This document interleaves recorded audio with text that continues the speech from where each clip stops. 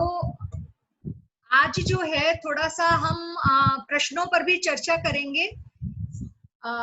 जो फ्राइडे को थर्सडे को हमारी चर्चा हुई थी उसमें एक क्वेरी जो रह गई थी वो मैं बताना चाहूंगी। उसमें ये था कि how to conduct happiness classes specially activities, तो ये क्वेरी भी आई थी। तो आज अब तक हमने हैप्पीनेस पर्सपेक्टिव पर जो चर्चा की, तो काफी दिनों से हम चर्चा कर रहे हैं और अब एक्टिविटी के माध्यम से आज थोड़ा सा रिकैप हो जाएगा। और एक्टिविटी में हमने ये पर्सपेक्टिव की बात कैसे रखी, तो इससे भी पता चल जाएगा। प्लस कि गतिविधि क्लास में करानी कैसे है, किस तरह से समूहों में बांटना है, इस बात पर भी चर्चा होगी। तो मैं आमंत्रित करना चाहूंगी हमारे सुमेर सर हैं। सुमेर भाई जी आप हैं? हाँ जी आशा मैम नमस्कार। हाँ नमस्कार सर। तो मैं आपसे ये निवेदन करती हूँ कि जो आप स्लाइड देख रहे हैं उसमें गतिविधि के माध्यम से जो है शिक्षक के लिए नोट, गतिविधि के चरण आप देख पा रहे होंगे। तो उसमें हमने उस पर्सपेक्टिव को मद्देनजर रखते हुए किस तरह से गतिविधि करानी है, थोड़ा इस पर प्रकाश डालें सुमेर भाई। जी जरूर।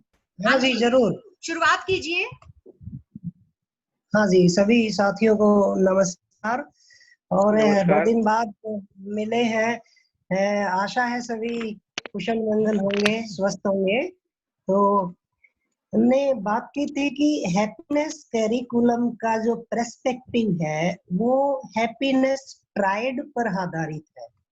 तो सबसे पहले सभी साथियों से निवेदन रहेगा कि वो इसको अच्छे से स्पष्टता के साथ हो जाए कि ये हैप्पीनेस ट्राइड पर आधारित कैरिकुलम है। इसमें हमने देखा कि 3 तरह से हमने हैप्पीनेस को देखा था, और इसमें साथ में ये भी हमें ध्यान रखना है कि यहाँ किसी चीज को निगेट नहीं किया जा रहा है, कम नहीं आंका जा रहा है, बस हर चीज का एक राइट प्लेसमेंट होता है, हर चीज का एक पर्पज होता है, बस उसे हमें पहचानना है। तो अभी चूंकि हमारे किसी साथी का प्रश्न था कि ये बातें तो हमने सुन ली है, लेकिन क्लासरूम में कैसे मजेदार तरीके से बच्चे तक ये बातें पहुंचाए। तो इसमें वैसे तो हम आगे चल के एक एक स्टोरी है, एक्टिविटी है, एक्सप्रेशन डे है, इनको लेंगे और डेप्थ में भी जाएंगे, इसलिए हम थोड़ी ही चर्चा करके आगे बढ़ेंगे। इसमें सबसे जरूरी है कि हमारा कोई भी साथी यदि बिना हैप्पीनेस की किताब के या बिना तैयारी के क्लास में जाता है तो निश्चित रूप से जैसी अपेक्षा की गई है वो पूरा नहीं होगा। क्योंकि हैप्पीनेस क्लास ये नहीं है कि 40 मिनट 30 मिनट बच्चों को किसी भी तरह हमें खुश करना है, हंसाना है, कोई भी कहानी मुझे याद होगी वो सुना देंगे या बच्चों से सुन लेंगे, इसलिए हैप्पीनेस क्लास तो बड़ी आसान है। ऐसा लेकर चलेंगे तो वो जो उद्देश्य रखे हैं, जो हमारी अपेक्षाएं हैं, वो पूरा नहीं होंगी। इसलिए तैयारी सबसे जरूरी है, पहला। दूसरा, हैप्पीनेस की हैंडबुक को भी अपने साथ रखें और जहां भी जरूरत पड़े हम उसको भी रेफर करते रहें। तीसरा, जो भी हमारे इसमें टूल्स हैं, चाहे वो माइंडफुलनेस हो, स्टोरी, एक्टिविटी, एक्सप्रेशन, इनके शुरुआत में 2-2 पेज, कहीं 3 भी अच्छे से पूरा एक्सप्लेन किया गया है कि हमें किन किन बातों का ध्यान रखना है, क्या पेडागोजी अपनानी है, कैसे पहले बच्चों के लिए वो वातावरण निर्माण करना है कि सभी बच्चे सहज रहें, खुश रहें, उनको भरोसा रहे, हमारी बातें सुनी जाएंगी, हमें कोई डर नहीं। और उस वातावरण के बाद उन बच्चों को मोटिवेट किया जाए और जहां जरूरत है वहां उतना ही सपोर्ट किया जाए, बाकी बच्चों को पूरा मौका खुद ही एक्सप्लोर, एक्सपीरियंस और एक्सप्रेस जो हमने रखा उसके आधार पे चलेगी। रही बात एक्टिविटीज को कराएं कैसे, तो इसमें ये देखा जाएगा कि आप कौन सी एक्टिविटी करा रहे हैं। उससे पहले उसकी तैयारी करेंगे, मेरी क्लास में बच्चों की संख्या कितनी है, इस एक्टिविटी को मैं क्लासरूम में करवा सकता हूँ या नहीं, यदि ये फिजिबल नहीं है किसी भी तरह मेरी क्लासरूम के लिए, तो ऐसी कोई बाध्यता नहीं है कि हैप्पीनेस करिकुलम की हर एक्टिविटी आपको अपनी क्लास में करवानी ही है। उसको आप टीचर की ऑटोनॉमी है कि वो खुद तय करे। दूसरा, ये पूरी कोशिश की गई है कि टीचर को किसी तरह का इस तरह का दबाव न हो कि उसे किसी टीचिंग लर्निंग हेड को पहले जुटाना पड़ेगा, काफी मेहनत करनी पड़ेगी, ऐसा पूरा ध्यान रखा गया है। हाँ, किसी किसी एक्टिविटी में छोटी छोटी चीजें हैं, जैसे कोई कागज की स्लिप्स हो गई, कोई इस तरह के रबर बैंड हो गए, ये इजीली अवेलेबल चीजें, ये भी किसी किसी एक्टिविटी में जरूरत हो सकती है। ज्यादातर अधिकांश एक्टिविटी में किसी तरह की कोई टीचिंग लर्निंग मटेरियल की जरूरत नहीं होगी। पेडागोजी या मैं कहूँ जो मेथोडोलॉजी है वो हमारी सजेस्टिव है। यदि आपको लगता है कि इस मेथोडोलॉजी को कराने से मेरी क्लास में जो सीटिंग अरेंजमेंट है, बच्चों की संख्या है, उसको लेकर के तो दिक्कत आ सकती है, और मेरे पास एक आइडिया है कि मैं ग्रुप जो इसमें बताया गया है उसकी बजाय अलग संख्या में ग्रुप बनाता हूँ या बनाती हूँ तो बेहतर होगा। तो ये टीचर की ऑटोनॉमी है। बस ध्यान ये रखा जाए कि जो उद्देश्य सबसे पहले लिखा होता है, हमारा हर प्रयास, हमारे हर स्टेप्स उस उद्देश्य को अचीव कर पाए, ये अलाइन होना जरूरी है।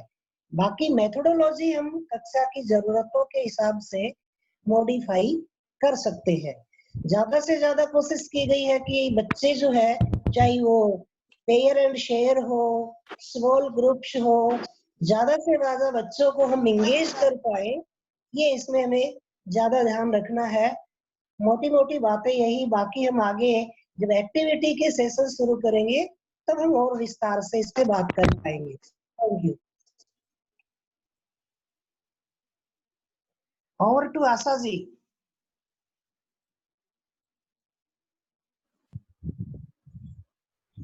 हाँ जी सर।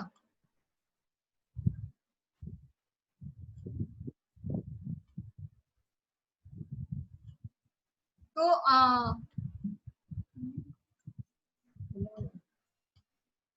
सुमेर सर, क्या आप ये गतिविधि के चरण सारे इसके आगे क्वेश्चंस जो हैं वो पूछें? इसके आगे के जो क्वेश्चंस हैं, मुझे लगता है आशा जी कि हम आगे चल के एक्टिविटीज का जो पूरा सेशन लेंगे, हाँ जी, तो उसमें विस्तार से इस पे चलेंगे। अभी हम चाह रहे थे कि हमारे साथियों ने वो वीडियो क्लिप भी देखी होंगी पर्सपेक्टिव पर, हाँ और जी। 2 दिन हमारा भी सेशन रहा, उन्होंने भी कुछ रिफ्लेक्शन किया होगा, उनके कुछ प्रश्न होंगे, वो हम ले सकते हैं, और जब एक्टिविटी का सेशन होगा तो गहराई से तब ले सकते हैं। अच्छा, ठीक है सर। तो पार्टिसिपेंट्स की तरफ चलते हैं हम। हाँ।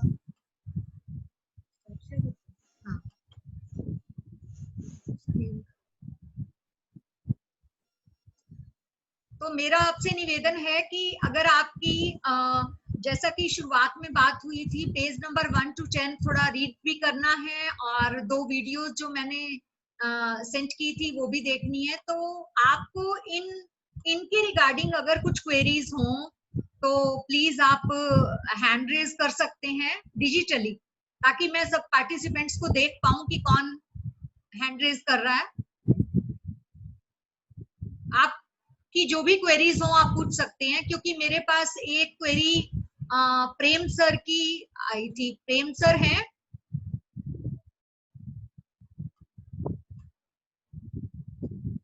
Yes madam, Prem Shankar Meena. हाँ जी, जी मैडम। डिजिटली हैंड रेज करें, नीचे देखें आप पार्टिसिपेंट की लिस्ट में। हाँ जी, उसमें मुझे हैंड रेज नजर आएंगे तभी मैं पूछ पाऊंगी। कौन से में मैडम होगा इसमें? Hello, Ritu ma'am, Ritu Agarwal ma'am. हाँ जी, आपको अनम्यूट कर दिया गया है, अब आप अपनी बात रखिए, क्वेरी रखें।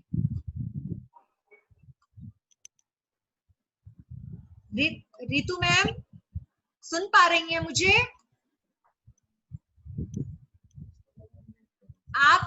आप अपनी डिवाइस पर अनम्यूट करें, तब अपना क्वेश्चन रखें। कर लिया मैम।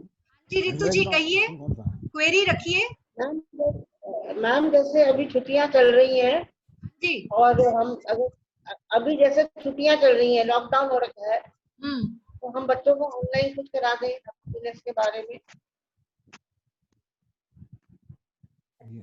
एक बार फिर से दोहराएं।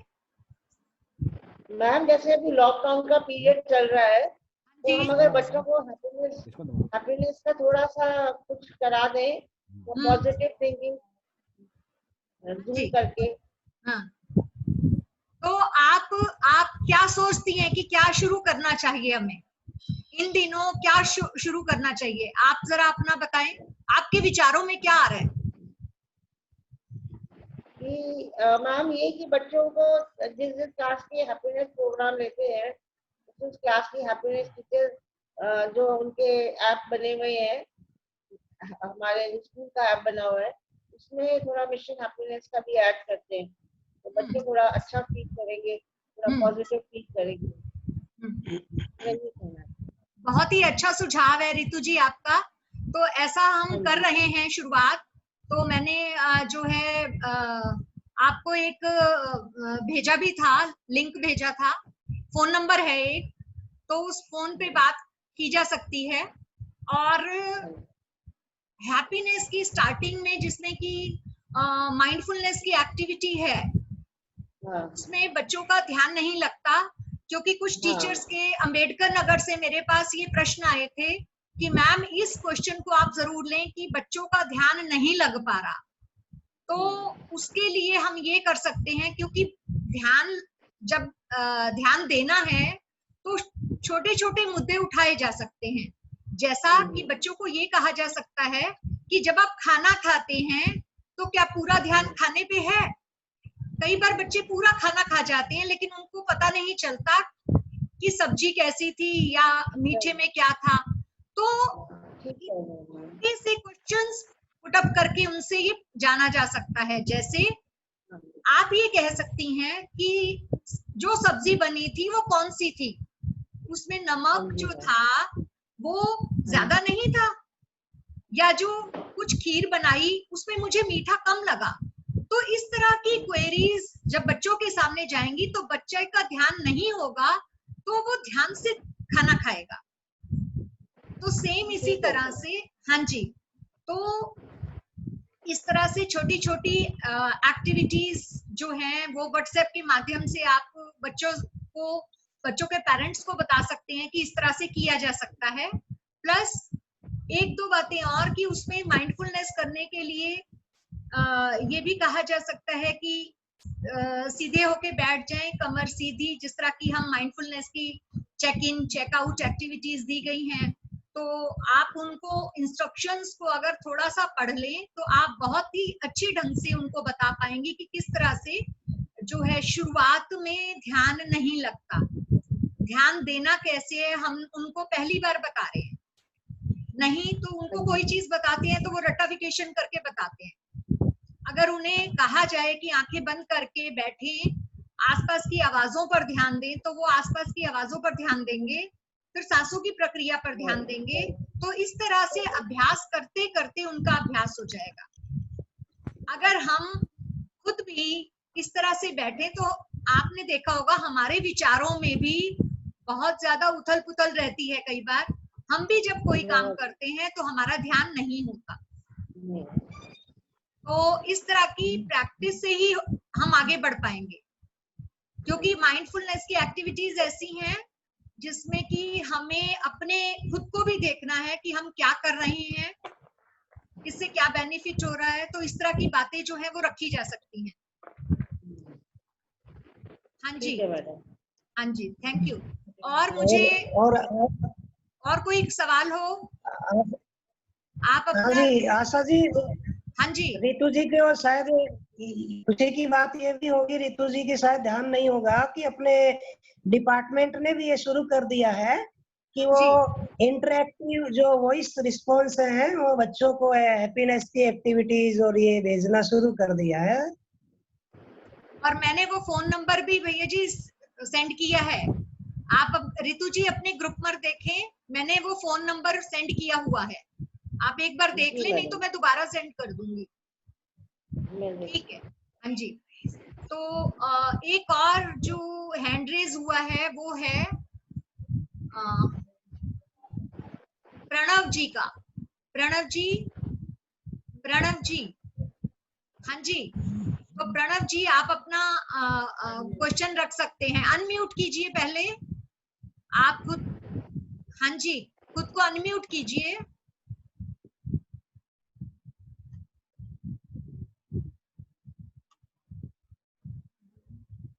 Hello Pranav hello. जी, हाँ जी कहिए।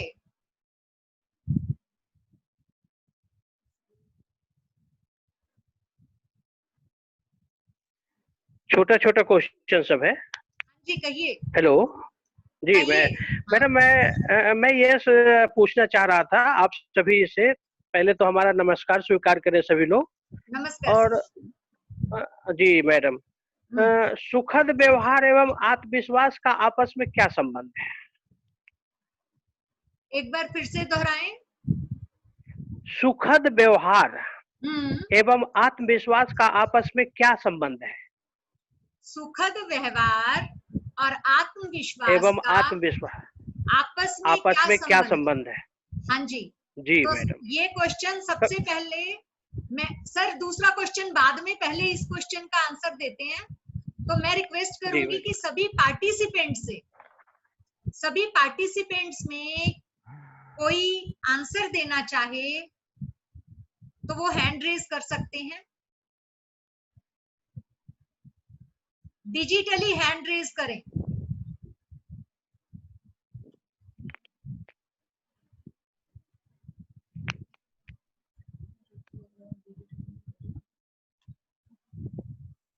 हाँ, रितु अग्रवाल जी, रितु अग्रवाल जी, हाँ जी, अनम्यूट करें और बात करें। कहें। हाँ जी, नंबर नहीं आया है। हाँ जी। नंबर मेरे पास नंबर नहीं आया मैडम, मेरे पास आपका टेलीफोन नंबर नहीं आया है। अच्छा, एक्चुअली मैम यहाँ मैं कुछ और कह रही थी, कोई नहीं।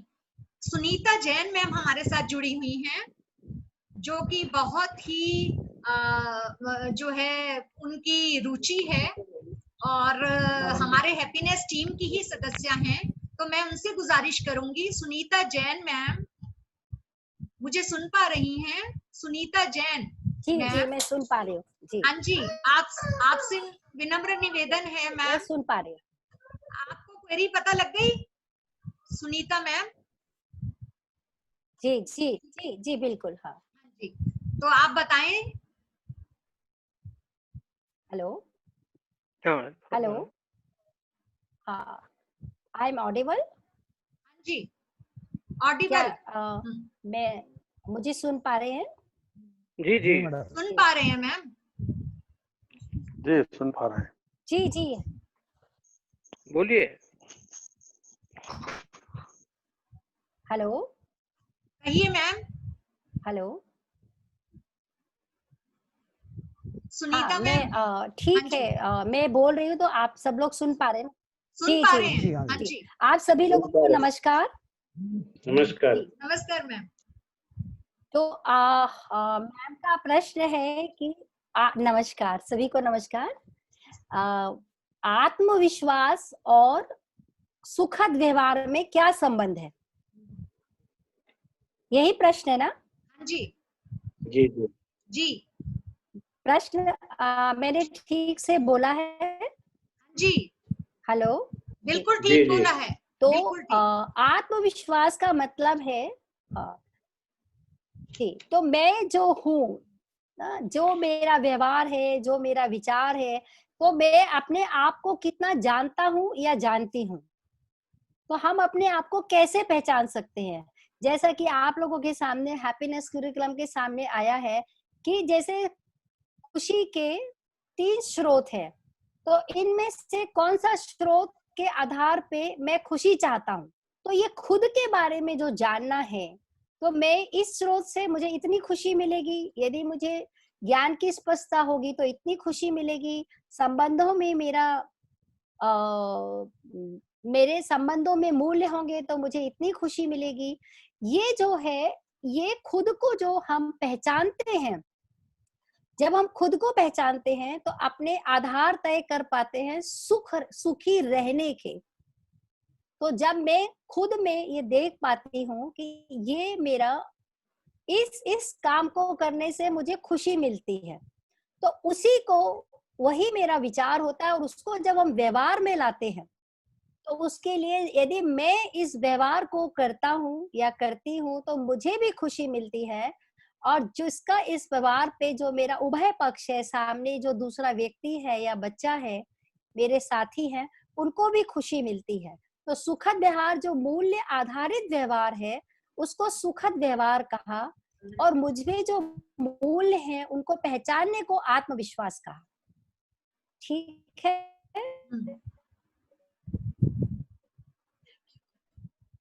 आपका बहुत बहुत स्पष्ट हुआ आभार। है? हाँ जी, आपको सबको आवाज आई? हाँ, जी जी, स्पष्ट हुआ है।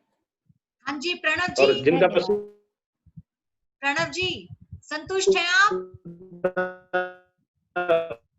और कोई? हेलो, ये अपना माइक अनम्यूट करिए तब बोलिए। स्क्रीन पे टच करिए, नीचे आ जाएगा माइक। हाँ जी हाँ, प्रणव जी हाँ बोलिए। सर, मैं सेटिस्फाइड हूँ। मैडम, थोड़ा एक और क्वेश्चन है हमारे पास। कहिए कहिए। हाँ, मैडम, बड़ा साधारण सा क्वेश्चन है कि जब हम किसी चीज को प्राप्त करते हैं तो कभी कभी क्या होता है, खुशी के आंसू आ जाते हैं, जो बहुत ही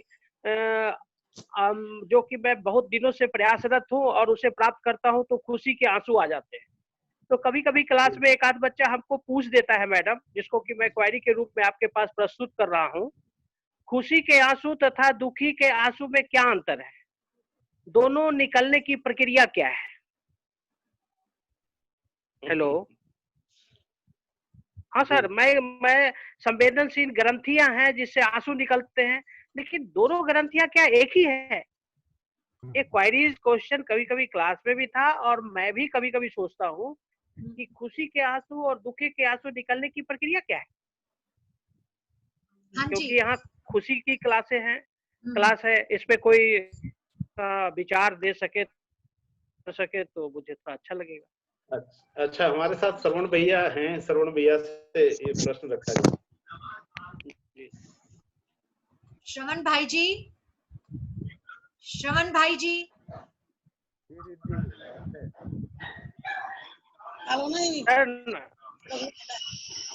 आवाज जा रही है? हाँ जी आ रही है आ रही आपके पास। हाँ, तो ठीक है भैया, बहुत अच्छा। बाकी लोगों की आवाज आ रही है, थोड़ा बंद कर दीजिए। बाकी लोग म्यूट कर लें। एक टीवी चल रहा है। दीदी, सबको म्यूट कर दीजिए। हाँ जी, आशा दीदी, सबको कर सभी दिया, को म्यूट करिए। हाँ, फिर मुझे कर दिया।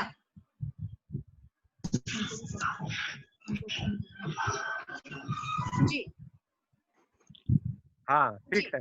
मैं कह रहा था मुझे अनम्यूट कर जी। तो ठीक है प्रणव जी, आपका प्रश्न अच्छा है कि खुशी के आंसू और दुखी के आंसू, तो ग्रंथि तो वही है। साइंस आप सभी पढ़े होंगे, हम सब ने भी पढ़ा है।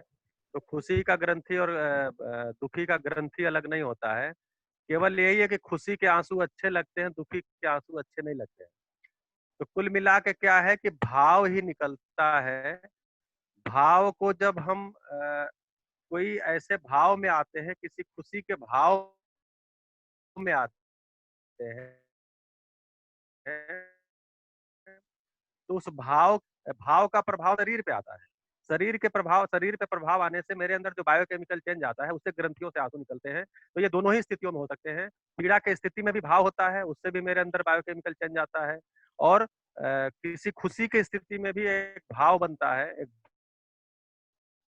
भाव को ही हम खुशी बोलते हैं, भाव को ही दुख भी बोलते हैं।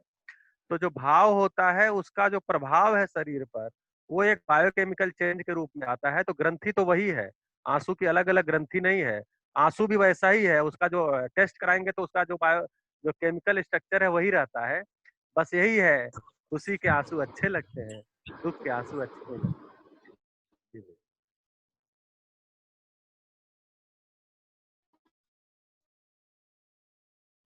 हाँ जी, उम्मीद है प्रणव सर को अपने जी दीदी मेरी बात हो गई है। क्वेश्चन का जवाब जो है मिल गया होगा।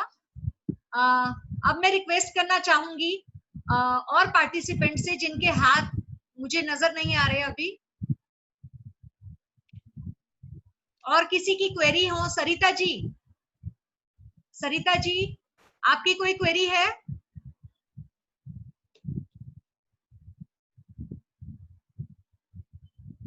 हाँ जी, सुषमा जी, सुषमा जी यस मैम। कहिए। मैम हाँ जी कहिए। नमस्ते। सभी को नमस्कार मैम। मेरी क्वेरी है कि जैसे हम जब एक्सप्रेशन कराते हैं तो बच्चों को अपने जब ममता का जो भाव कराते हैं तो बहुत से बच्चों को ये जबकि समझाया भी जाता है कि बेटा मम्मी पापा के लिए सब बच्चे बराबर होते हैं, ऐसा कुछ नहीं है, फिर भी कई बच्चे कहते हैं कि मैम मेरी मम्मी ना मेरी बहन को ज्यादा प्यार करती है। मतलब उनको अपनी जो ममता के लिए उनको थोड़ा संदेह होता है कि नहीं मैम ऐसा होता है। जैसे कई बार उनको ये बताया भी गया है कि बेटा हो सकता है उस टाइम परिस्थिति ऐसी हो कि मम्मी को आपकी बहन की या भाई की साइड लेनी पड़ गई हो, पर फिर भी उनको ये कई बच्चों के मन में एक बिल्कुल एक परमानेंट एक भाव है कि नहीं मैम मेरी मम्मी तो बहन को ही ज्यादा प्यार करती है, उसको ही ज्यादा ममता देती है। तो ऐसे में क्या किया जाए कि बच्चे का ये भाव मतलब हम ठीक कर पाए, ये थोड़ा तो इनका क्वेश्चन सभी ने सुना। सभी प्रतिभागियों से निवेदन है कि कोई आंसर देना चाहे। आशा जी एक बार प्रश्न रिपीट कर दीजिए, वो थोड़ा बीच में वो साउंड चला गया था। अच्छा सुनीता जी। हाँ जी, इनका क्वेश्चन है, एक बार फिर से कहें सुषमा जी ताकि सुनीता जी सुन लें एक बार। हाँ Sushma ji ma'am, over to you. बच्चों को यस मैम बच्चों को अपने पेरेंट्स के ममता के भाव पे कभी कभी दुविधा होती है। वो ये कहते हैं कि नहीं मैम मम्मी बहन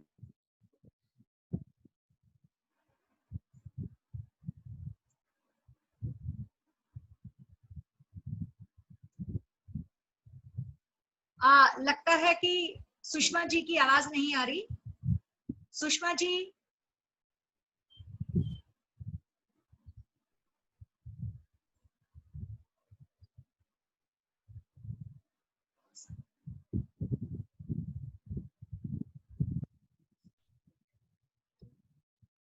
है और टीचर का भी।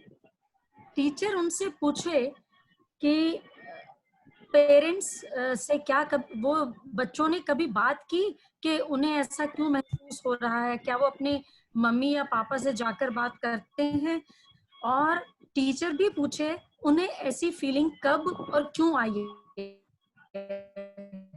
हो सकता है कोई खास घटना ऐसी हुई हो जिसको वो लेकर, छोटी छोटी बातें होती हैं घटनाएं, उनको लेकर उनके मन में आया है, तो उस पर कुछ और प्रश्न करके वो सुनकर उसकी बात को फिर उसको रिफ्लेक्शन के लिए छोड़ा जा सकता है बच्चे को कि आप देखो इस चीज को कि क्या ऐसा क्यों हो रहा है, उसी बच्चे को रिफ्लेक्ट करने के लिए बोलते हैं।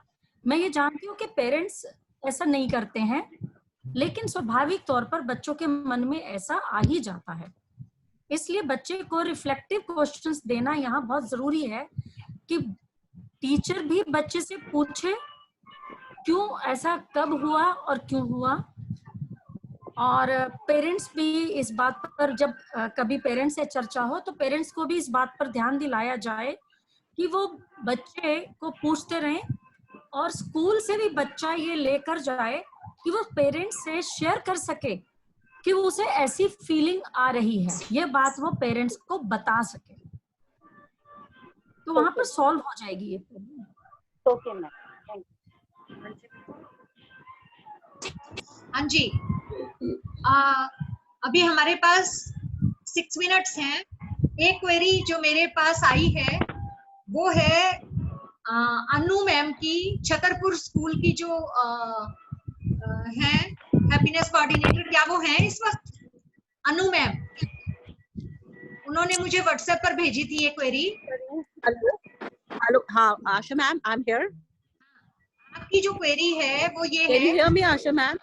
जी, मैं आपको सुन पा रही हूँ। अनु मैम, आपने जो मुझे व्हाट्सएप पर क्वेरी भेजी है वो ये कि how to control students during activity session because they are hyper active and the class becomes noisy.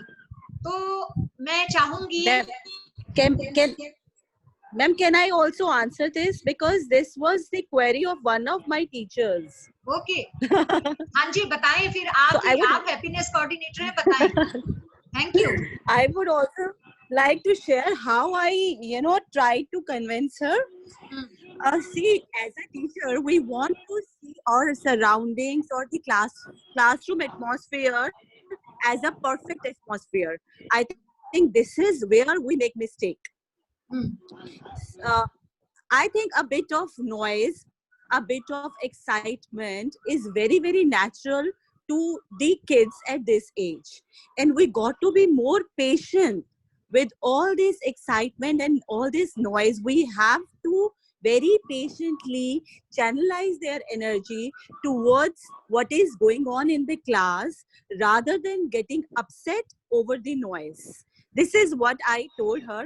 I think हमारे साथ में बहुत विद्वान लोग बैठे हैं, वो शायद थोड़ा सा और हेल्प करें मुझे ये समझने के लिए कि मैं उनको किस तरह से ये प्रॉब्लम सॉल्व करने के लिए हेल्प कर सकती हूँ। Thank you ma'am. बहुत बढ़िया अनु जी। कोई और इसमें और कुछ ऐड ऑन करना चाहे, जोड़ना चाहे कि किसी तरह से एक और भी क्वेरी थी कि बच्चे जो है बहुत ज्यादा हैं क्लास में, तो एक्टिविटी कराने में उन्हें दिक्कत आती है, तो ऐसे क्या स्टेप्स उठाए जाएं जिससे कि पूरी क्लास को भी एक्टिविटी कराई जाए। तो ये क्वेरी भी आई थी मेरे पास। तो मुझे लगता है कि छोटे छोटे ग्रुप्स में करा दी जाए। 2 दिन एक्टिविटी को दिए गए हैं, हम 3 दिन भी ले सकते हैं। तो नेक्स्ट वीक भी आप 1 दिन 2 दिन ले सकते हैं। देखो कितनी क्रिस्पी है। राइट, या आई रिमेम्बर आपने मुझे ये सजेशन दिया था। I remember, right. क्योंकि जहाँ पर 60 से अबव स्ट्रेंथ है, तो उसमें मैंने देखा एक मेहरौली के स्कूल में जब मैंने विजिट किया तो उन्होंने, मैम ने बहुत अच्छा किया हुआ था, भावना जी थी वहाँ मेहरौली स्कूल में। तो वहां पर मैंने जो देखा कि उन्होंने बहुत ही अच्छे से 60 स्टूडेंट्स थे, 65, तो उन्होंने 30 स्टूडेंट्स को लिया पहले एक्टिविटी के लिए और 30 स्टूडेंट्स को बोल दिया कि आप सिर्फ ऑब्जर्व करें। तो नेक्स्ट डे उन्होंने फिर दूसरे 35 बच्चों को लिया और पहले वालों को बोला कि आपने कल एक्टिविटी की थी और आप आज ऑब्जर्व करें। तो मुझे लगता है कि बच्चे जब ऑब्जर्व करते हैं तो भी वो बहुत कुछ सीख पाते हैं। एक्टिविटीज या I agree. तो एक्टिविटीज और स्टोरी रखने का 2 दिन रखने का मकसद ही यही है कि जो बच्चे एक दिन ना हो पाए, दूसरे दिन, तीसरे दिन और घर पर भी प्रैक्टिस हो सकती है। तो अब एक I agree मैम। हाँ जी अनु जी, तो एक सरिता मैम का हैंड रेज हुआ है। सरिता जी, हाँ जी, अनम्यूट कीजिए अपने आप को, कहें।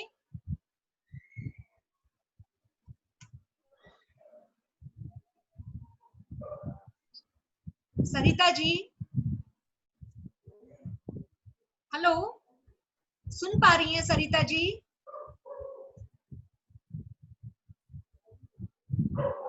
कहें, अनम्यूट कीजिए सरिता जी।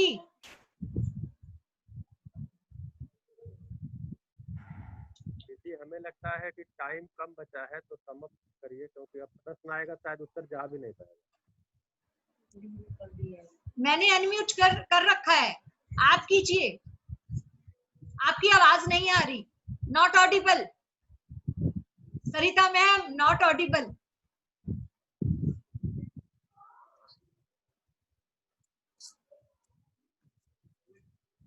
कहीं कोई आपके डिवाइस में दिक्कत हो सकती है, तब तक हम किसी और से क्वेश्चन पूछ सकते हैं। नहीं आ पा रही आपकी आवाज, कोई और क्वेरी किसी की हो तो बताएं।